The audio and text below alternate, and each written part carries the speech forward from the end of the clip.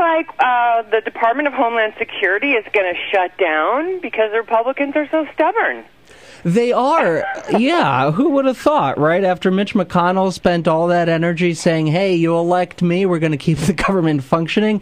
Here he is, can't even figure out how he's going to make it work with John Boehner. Yeah, I mean, one of the things I think is really important, about this story, not the least of which that it's a ridiculous idea that the Department of Homeland Security, particularly at a time when we are facing all kinds of real threats and challenges to our security, which the Republicans love to bash the president for, and yet they're very seriously considering shutting down the agency partially responsible for that. So go figure on that one.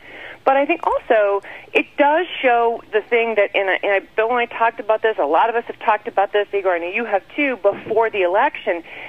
When the Republicans are in control, they just cannot govern.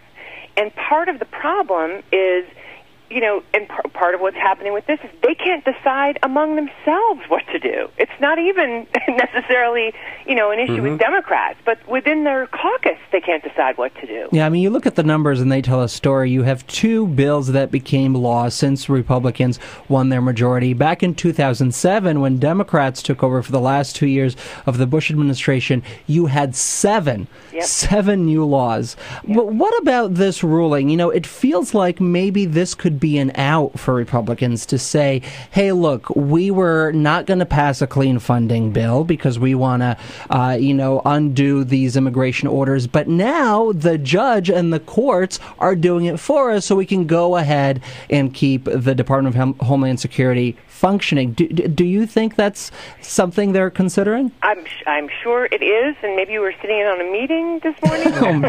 I'm teasing. No, sure. I think that's, fortunately/unfortunately, I think that is potentially one of the things that the ruling could do, is it could, as you say, give Republicans, particularly in the Houses where they're having such a problem, an out to pursue a legal strategy, because heaven knows we've seen them do that plenty of times when things don't seem to go their way.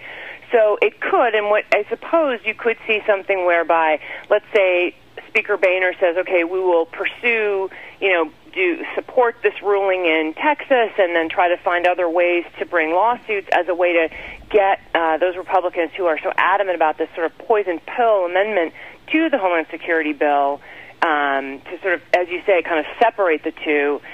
That's just bad policy. As we all would agree, a clean DHS bill should pass, and obviously I think most of us believe, all of us believe, the president was in his purview with the executive order on immigration. But if we have to take a compromise like that, it's at least a step forward.